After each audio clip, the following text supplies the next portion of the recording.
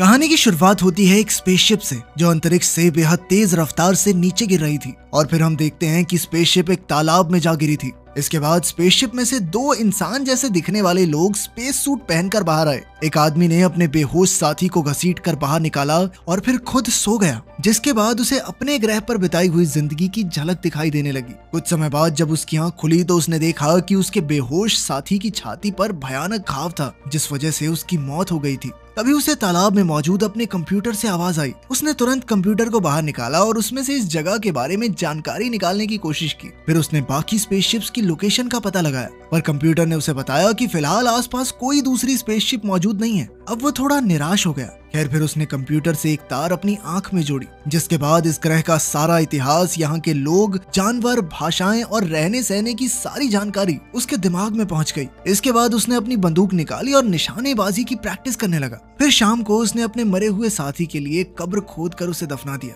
अब इस आदमी का मिशन था सिर्फ अपनी बंदूक के सहारे इस घने जंगल से सही सलामत बाहर निकलना और अपने ग्रह पर वापस जाना। काफी देर चलने के बाद वो एक भारी भरकम व्हेल की लाश के सामने पहुंचा और वो समझ गया कि ये काम किसी इंसान का नहीं है। उसने देखा कि वो एक गांव में पहुंच गया था, लेकिन वो पूरा गांव किसी भयंकर हादसे में एकदम तबाह हो गया था। तभी उसे एहसास हुआ कि कोई उस पर नजर रखे हुए है और वो तुरंत भाग निकला, लेकिन जल्द ही एक घुड़सवार उसके पीछे पड़ गया। उसने इस आदमी पर हमला करके उसे बेहोश कर दिया और साथ ही उसकी बंदूक भी नदी में गिर गई। अब इस आदमी को बेहोशी की हालत में बंदी बनाकर वाइकिंग्स के एक गांव में लाया गया, जो चारों ओर से लकड़ी की दीवारों से घिरा हुआ था। इसके बाद हम इस गांव के राजा रॉथकर को देखते हैं, जो अपनी बेटी फ्रेया के साथ तलवारबाजी का अभ्यास कर रहा था। इसी दौरान फ्रेया ने अपने पिता से कहा कि वो वुल्फ्रिक से शादी हरगिज नहीं करेगी। तभी अचानक गलती से फ्रेया के कंधे पर चोट लग गई तो राजा ने उसकी मरहम पट्टी की। तभी वुल्फ्रिक वहां आया, पर उसकी अजीब बातें सुनकर फ्रेया वहां ज्यादा देर तक रुकी नहीं और बाहर चली गई। खैर फिर वुल्फ्रिक ने राजा को खबर दी कि पास के गांव पर भयानक हमला हुआ है। पूरा गांव खून से सना हुआ है, लेकिन वहां उन्हें एक भी लाश नहीं मिली।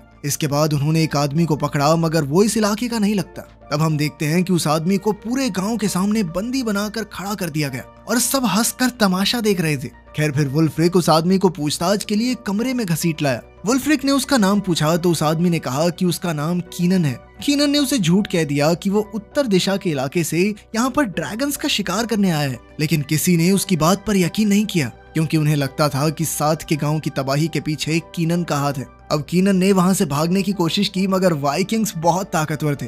बाद में जब वो अकेला कैद था तो उसने बेहद गर्म लोहे के सरिये से अपनी जंजीर तोड़ने की कोशिश की, लेकिन तभी फ्रेया वहां आ पहुंची। वहीं दूसरी ओर राजा ने वुल्फ्रिक से कीनन के बारे में पूछा, मगर वुल्फ्रिक ने बताया कि अब तक कोई खास जानकारी नहीं मिली। तब राजा ने उसे तबाह हुए गांव के राजा गुनार को ढूंढने को कहा, ताकि वो उसे समझा सकें कि उनके गांव पर हुए हमले के पीछे हमारा कोई हाथ नहीं है। वुल्फ्रिक इसके लिए हरगिज राजी नहीं था, क्योंकि गुनार ने उसके पिता का कत्ल किया था, इसलिए वो गुनार से नफरत करता था। खैर राजा ने उसे समझाया कि वो सब तेरे बाप की लापरवाही की वजह से ही हुआ था, गुनार की गलती नहीं थी इसमें। उधर फ्रेया और कीनन साथ थे तो फ्रेया ने उससे पूछा कि क्या उसने ही पास के गांव पर वो हमला किया था, लेकिन कीनन ने इससे साफ इनकार कर दिया। इसके बाद अचानक उसने खुद को आजाद करके फ्रेया और गार्ड पर हमला बोल दिया और उन्हें हराकर वहां से भाग निकला। अब आधी रात को कीनन भाग रहा था, मगर अचानक वहां दुश्मन के हमले का ऐलान हो गया। जल्द ही उनके गाँव की फौज युद्ध के मैदान में उतर आई, क्योंकि उन्हें लगा कि गुनार उनके गांव पर हमला करने वाला है। पर बाहर आकर वो सब हैरान रह गए, क्योंकि वहां कोई भी नहीं था। उन्हें एहसास हुआ कि उनका दुश्मन कोई और नहीं बल्कि एक बेहद खूंखार जानवर है, जिसने पहले ही गांव में घुसकर लोगों को मारना शुरू कर दिया था। अब कीनन भी इस जानवर के पीछे दौड़ा। उसने जानवर के सामने जाके उसे मूरवेन कहकर पुकारा और तब ये खुलासा होता है कि वो इसी ड्रैगन का शिकार करने आया था। अब कीनन उस पर हमला करने ही वाला था कि तभी ऐन वक्त पर फौजियों ने उसे फिर से पकड़कर एक पत्थर से बांध दिया। तब उसे अपने ग्रह की फिर से याद आई, जब मूरवेन्स की फौज ने उनके ग्रह पर हमला कर दिया था और कीनन अपने लोगों को बचा नहीं पाया। खैर फिर अगले दिन हम देखते हैं कि एक छोटे से गरीब बच्चे ने कीनन को अपनी ब्रेड का छोटा सा हिस्सा दिया। वहीं दूसरी ओर गांव वाले ये पता लगाने की कोशिश कर रहे थे कि कल रात किस भयानक जानवर ने उन पर हमला किया था। फिर वो कीनन को राजा के सामने लाए तो राजा ने कीनन से इस ड्रैगन के बारे में पूछा। तब कीनन ने उन्हें बताया कि इस ड्रैगन का नाम मोरवेन है और इसने कीनन के ग्रह के लोगों पर भी हमला किया था। मोरवेन अक्सर अपने शिकार को रोशनी से आकर्षित करते हैं और फिर उसे बुरी तरह मार डालते हैं। असलियत तो ये थी कि मोरवेन के पास गायब होने की ताकत है और वो कीनन की स्पेसशिप में ही छुपकर यहाँ पहुंचा था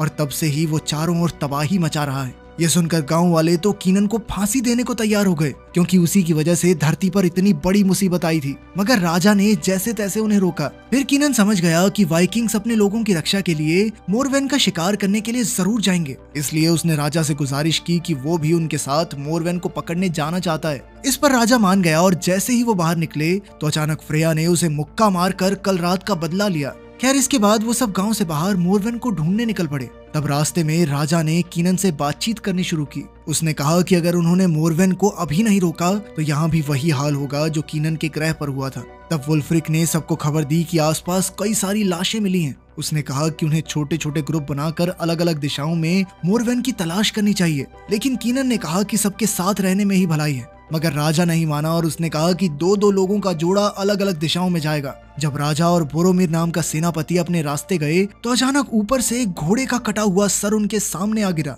वहीं दूसरे सिपाहियों को एक गुफा के बाहर गली सड़ी लाशें मिली और तभी उनके सामने एक भयानक दृश्य आया। उन्हें गुफा से किसी के चिल्लाने की आवाज आई तो बाकी फौज भी वहां आ पहुंची और वो सब तुरंत गुफा में घुसे, जहां उनका सामना एक वहशी भालू से हुआ। पूरी गुफा लाशों के ढेर से भरी हुई थी। ये उसी तबाह हो चुके गांव के लोग थे, तो सबको लगा कि इस सब के पीछे जरूर इस भालू का हाथ होगा। उन्होंने भालू पर हमला कर दिया और अंत में कीनन ने अपनी तलवार से उसका काम तमाम किया। तब कीनन की बहादुरी से खुश होकर राजा ने उसे अपनी कैद से रिहा कर दिया। इसके बाद शाम को पूरे गाँव ने भालू की मौत का जश्न मनाया। कीनन भी इस जश्न में आम गांव वालों की तरह कपड़े पहनकर शामिल हुआ। उसे देखते ही सबने खुली बाहों से उसका स्वागत किया और राजा ने उसे अपने साथ बैठाकर खाना भी खिलाया। तभी कीनन के सामने वही गरीब बच्चा आ गया जिसने कीनन को अपनी ब्रेड का हिस्सा दिया था। तो कीनन ने उसका एहसान चुकाने के लिए उसे अपनी तलवार तोहफे में दी। फिर उसने बच्चे का नाम पूछा तो उसने कहा कि उसका नाम एरिक है और उसके माँ बाप एक लड़ाई में मर चुके थे, इसीलिए अब सभी गांव वाले मिलकर उसकी देखभाल करते थे।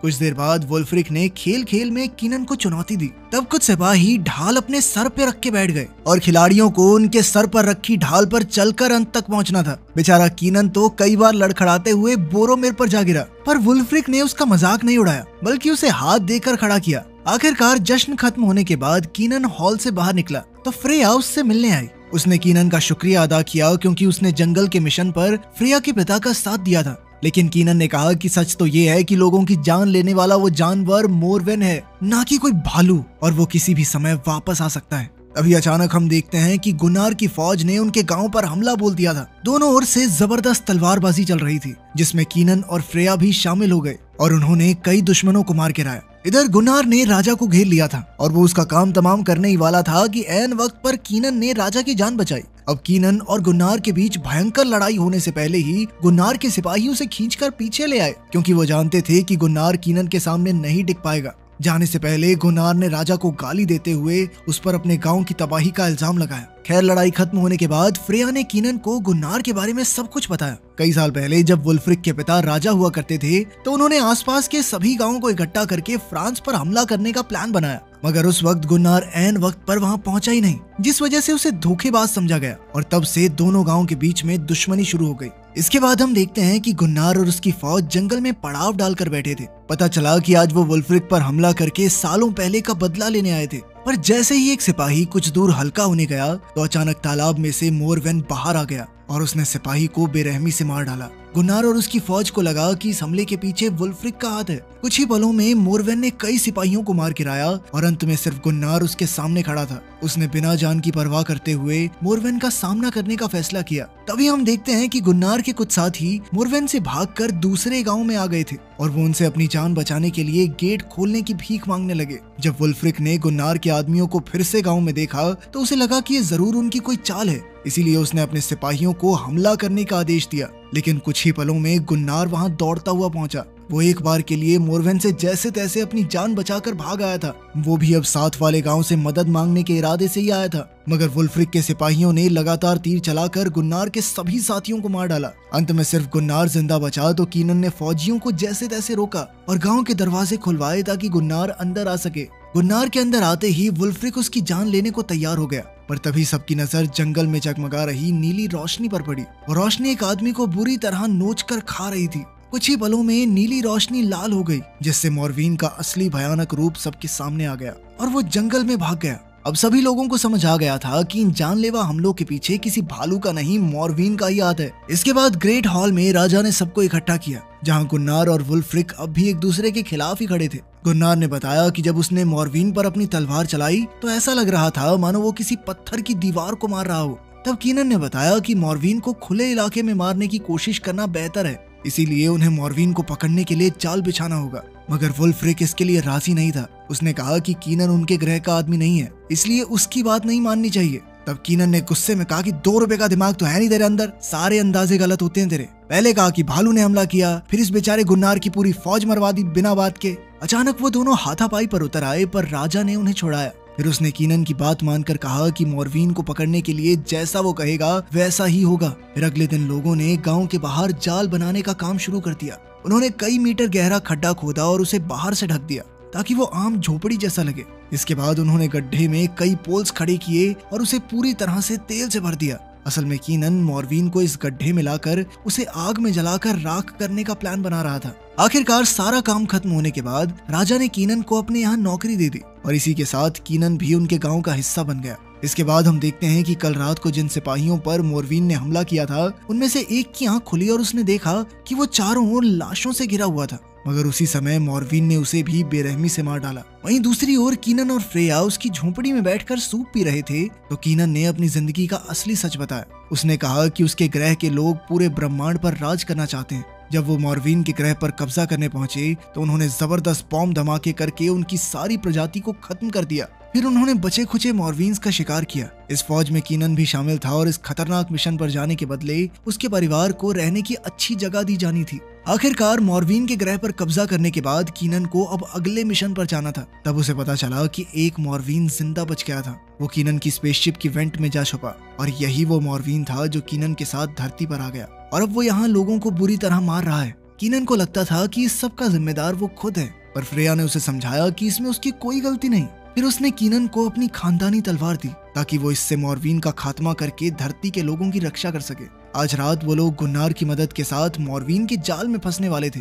फौजियों ने गांव के दरवाजे खोले और फिर वुल्फ्रिक और कीनन बाहर निकलकर मॉर्विन के आने का इंतजार करने लगे। उन्हें अंधेरे में ज्यादा दिखाई नहीं दे रहा था, इसलिए कीनन ने एक जलती हुई मशाल जंगल की ओर फेंक दी और तभी उन्होंने देखा कि मॉर्विन तो बिल्कुल उनके सामने खड़ा था। तभी अचानक एक पादरी उसके सामने आकर खड़ा हो गया और उसने मॉर्विन को भगवान के नाम पर वापस लौट जाने को कहा, लेकिन मॉर्विन ने एक ही झटके में उसका सर धड़ से अलग कर दिया। ये देखकर वुल्फ्रिक और कीनन तुरंत भाग निकले ताकि मॉर्विन उनके पीछे आकर जाल में फंस जाए। आखिरकार उनका प्लान कामयाब रहा और मॉर्विन गड्ढे में जा गिरा। मगर बदकिस्मती से वुल्फ्रिक का भी पैर फिसल गया और वो भी गड्ढे में गिर गया। तभी अचानक बाहर के दरवाजे भी बंद हो गए, जिससे वुल्फ्रिक अंदर ही फंस गया। इधर निशानेबाज सिपाही गड्ढे में आग का तीर मारकर धमाका करने ही वाले थे कि ऐन वक्त पर कीनन ने वुल्फ्रिक को छोटी सी जगह से बाहर निकाल लिया। उसी पल गड्ढे में जबरदस्त धमाका हो गया, जिसे देखकर सभी हैरान रह गए। तभी हम देखते हैं कि औरतों के झुंड के पीछे से एक नया मॉर्विन बाहर निकल आया। शायद ये उस बड़े मॉर्विन का बच्चा था।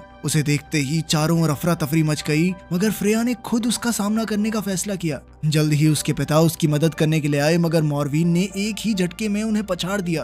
तभी अचानक गड्ढे वाला मॉर्विन भी जलते हुए बाहर कूद पड़ा और उसने बेहद गुस्से में आम लोगों पर हमला बोल दिया। वुल्फ्रिक और कीनन ने मिलकर उसका मुकाबला करने की कोशिश की, मगर वो दोनों भी उसके सामने टिक नहीं पाए। तब गुन्नार उनकी मदद के लिए आया, लेकिन मॉर्विन ने अपनी पूंछ के एक ही वार से उसका सर धड़ से अलग कर दिया और फिर से जंगल की ओर भाग गया। उसी वक्त एरिक ने कीनन को खबर दी कि एक और मॉर्विन भी है जिसका सामना फ्रेया अकेले कर रही है। कीनन तुरंत उसकी मदद के लिए दौड़ा, पर वहां पहुंचकर उसने देखा कि फ्रेया अपने पिता की लाश गोद में लेकर रो रही थी। तब कीनन ने उसे हौसला दिया। फिर अगले दिन हम देखते हैं कि सभी गांव वाले मॉर्विन के डर से गांव छोड़कर जा रहे थे। एरिक ने कीनन से कहा कि वो उसके साथ गांव में ही रुकना चाहता है, पर कीनन ने उसे समझाया कि ये इलाका अब सुरक्षित नहीं है, इसलिए उसे बाकी गांव वालों के साथ कश्ती में बैठकर चले जाना चाहिए। उसने एरिक से वादा किया कि वो फिर से जरूर मिलेंगे। फिर कीनन वुल्फ्रिक के पास गया। राजा की मौत के बाद अब अगला राजा वुल्फ्रिक ही था, मगर वो चारों ओर तबाही देखकर काफी निराश हो चुका था।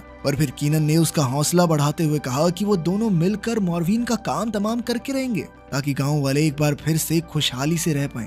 फिर कीनन ने बोरोमिर को नए हथियार बनाने का जिम्मा सौंपा। इसके बाद वो फ्रेया और वुल्फ्रिक के साथ उस तालाब पर गया जहाँ उसकी स्पेसशिप क्रैश हुई थी और फिर पानी की गहराइयों में जाकर उसने अपने काम की चीजें ढूंढी। इसी दौरान अचानक उसने एक मॉर्वीन को तालाब में देखा तो वो तुरंत पानी से बाहर आ गया, मगर जिस बोट से वो आई थी वो तो एकदम टूटी हुई थी। उस पर वुल्फ्रिक बेहोश पड़ा था और फ्रेया का कोई नामो निशान ही नहीं था। उधर बोरोमिर एक नया भाला बनाने में जुटा हुआ था। जल्द ही कीनन वहां आया और उससे भाला लेकर एक कुयान में घुस गया जहां जमीन के नीचे एक खुफिया रास्ता जाता था। उसके साथी भी उसके पीछे आए और वो धीरे धीरे आगे बढ़ने लगे। वहीं दूसरी ओर किसी गुफा में फ्रेया की आंख खुली तो वो बुरी तरह घबरा गई क्योंकि वो लाशों के ढेर में पड़ी थी। जैसे ही उसने यहाँ से भागने की कोशिश की तो मॉर्वीन उसके सामने आ गया, पर तभी उसे कीनन और उसके साथियों के आने की भनक लग गई और वो फ्रेया को छोड़कर उन्हें ढूंढने लगा। उधर कीनन और उसके साथी गुफा में घुस चुके थे जहां उनके सामने उबलते लावा से भरा हुआ गड्ढा था। जल्द ही मॉर्वीन ने उन पर हमला कर दिया। तब कीनन और उसके साथी भी अपनी जान की परवाह न करते हुए उसका सामना करने लगे।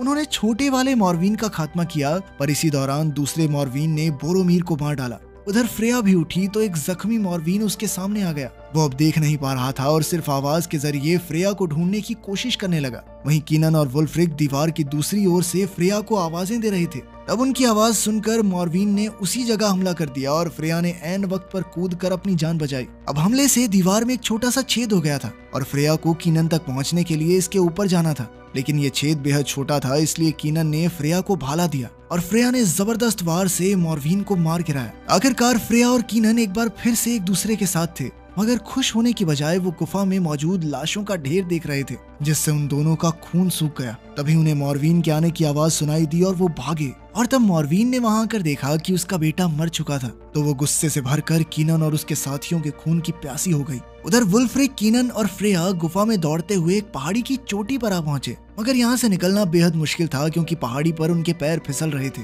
फ्रेया ने उतरने की कोशिश की मगर उसका पैर फिसला और ऐन वक्त पर कीनन ने उसका हाथ पकड़कर उसे बचाया। इधर मॉर्वीन ने अचानक वहां आकर वुल्फ्रिक पर जानलेवा हमला कर दिया। फिर मॉर्वीन ने वुल्फ्रिक को उठाकर कीनन की ओर फेंक दिया और वापस गुफा में घुस गया। कीनन अपनी तलवार लेकर उसके पीछे गया तो उसने मॉर्वीन की टांग काट डाली। उसने अपने सामने खून बहता देखा और तभी हम देखते हैं कि मॉर्वीन पीछे से कीनन पर झपटने वाला था। तभी ऐन वक्त पर फ्रेया ने पीछे से मॉर्वीन पर हमला कर दिया और कीनन ने उसी वक्त मुड़कर मॉर्वीन पर लगातार हमले किए, मगर मॉर्वीन उसे घसीटता हुआ पहाड़ी की चोटी तक ले आया, जबकि फ्रेया उसे पीछे से पकड़े हुए थी। कीनन ने अपनी तलवार उठाकर एक आखिरी हमले से मॉर्वीन का हाथ काट डाला जिससे वो गहरी खाई में जा गिरा। इसके बाद वो दोनों वुल्फ्रिक के पास गए जो बुरी तरह से जख्मी था। उसने पूछा कि क्या मॉर्वीन मर गया है, जिस पर फ्रेया और कीनन ने हामी भरी।